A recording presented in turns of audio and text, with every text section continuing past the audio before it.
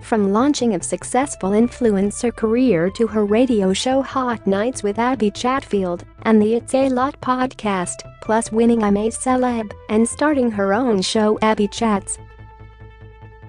Not to mention her size-inclusive fashion label Verbose. She's pretty much done it all, and now she's returned to reality telly in the new season of The Masked Singer, but not as a contestant this time.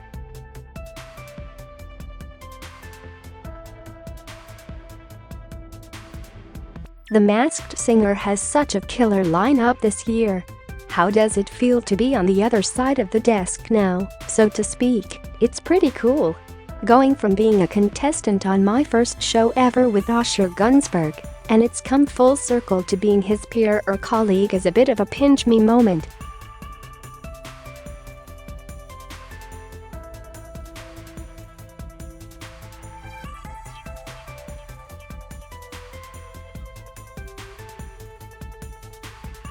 I'm obsessed with Chrissy Swan. She's literally an angel sent from above. She's the best. No one has anything remotely bad to say about her. In fact, everyone has a nice Chrissy Swan story.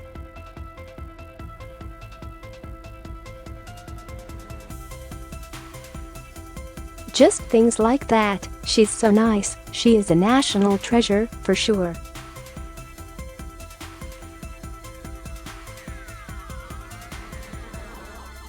We had just met in the car on the way to the Loggies. She is just amazing.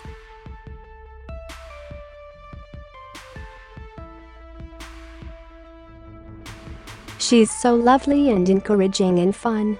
She brings a light to set. Same with Hussey and Chrissy. We genuinely had a great time on and off set. Amazing. Look, I'm sure you've signed your life away with NDAs and can't tell me a thing about the singers, but what's the general vibe like this year? I actually cried at one of the mask reveals. I was so embarrassed. To be fair, we had to film 2 episodes that day, so I was a little bit tired, but I cried. And I had a producer in my ear being like, lean into the emotion. And I was like, fuck you. And I was crying more. A lot of the times you watch this show, and at least 2 or 3 times you'll be like, who's that? Because it's an older person, and your mom will be like, that's bloody so-and-so. But this year, I knew every single person immediately, and I got excited about all of them. So I think it's the best casting so far. Fabulous. That's so good to hear. Can't wait to watch. The reality TV landscape has changed so much since you first started.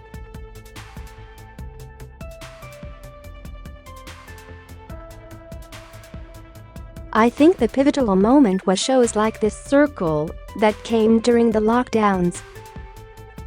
COVID problems created so much creativity. People want shows that fit a certain structure but are outside the box. We obviously know the Bachelor ratings aren't doing very well, and I think it's because people are sick of the same things over and over, and shows like The Circle bring a whole new element. And honestly, I'm not doing the PR thing, but with The Masked Singer, there's no villain, there's no storyline, it's just fun and silly and easy to watch. And I think things like that are so important post-COVID. You're so right. So many reality shows have become formulaic and too predictable, so people have low-key gotten bored of them.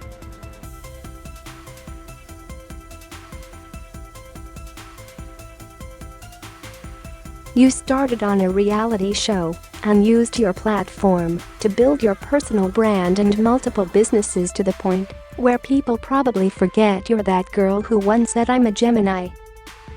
Oh my god, it's great.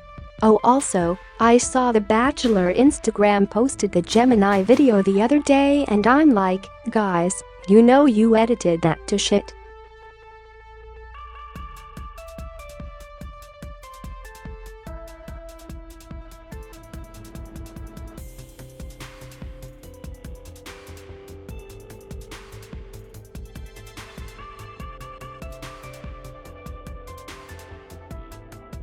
I'll do anything if it fits into my schedule. The issue is that I have the radio show, my podcast and The Masked Singer. I was never offered this, but I feel like I could never do Ninja Warrior. You know how Jack Vision did it? And he was so good, because he's so headstrong and athletic, but no one thinks that of him, because of the homophobia. I'm not gonna say which shows I've been offered that I'd never do because shady. Laughs. Speaking of shady, one of my favorite things about you is that you call it like you see it on social media. But are you ever concerned about impacting potential brand endorsement deals by being so vocal? Sometimes I do think that for a moment, and brands have expressed that they don't want to be aligned with me because of certain things.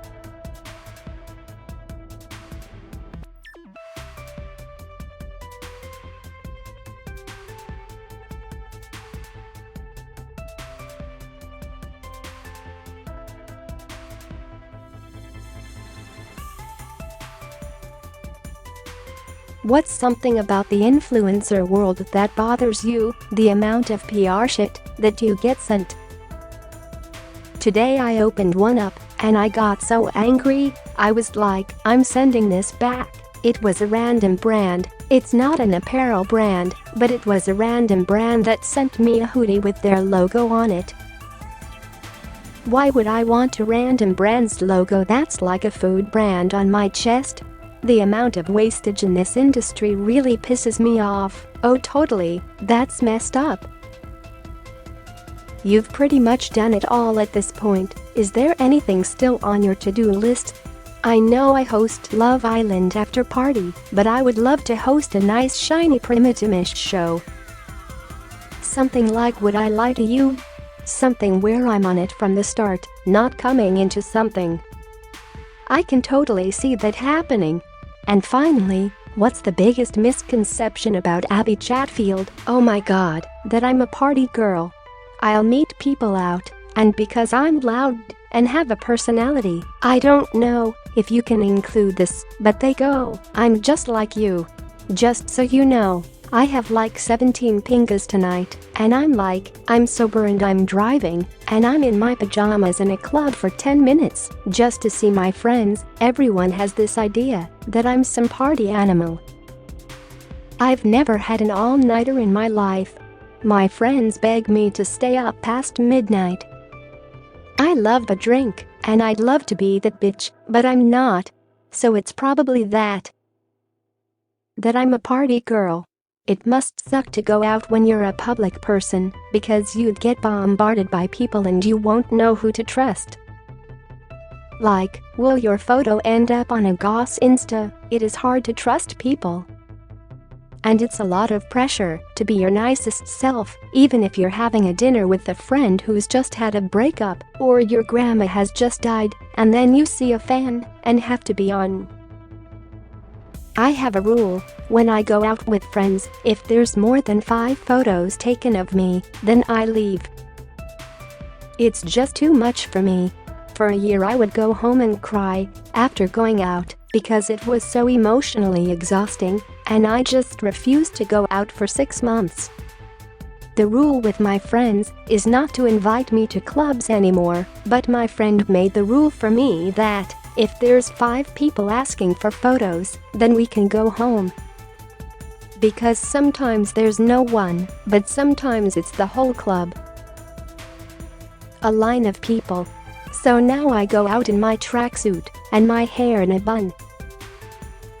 Someone DM'd me once, and I said I thought I saw you out in Universal, but I didn't think someone like you would wear a tracksuit out. I didn't reply. You are the opposite of this Dukes Moy story I read the other day where a Bachelor star was allegedly overheard saying to his mate, "Let's go to a different club, no one recognizes me here." Gasp. So, it's my nightmare. Well, I love that you're the opposite of that. Anyway, The Masked Singer Australia kicks off on 10 this Sunday at 7:30 p.m. Stay tuned for our spicy unlocked video with Abbie, where we browsed through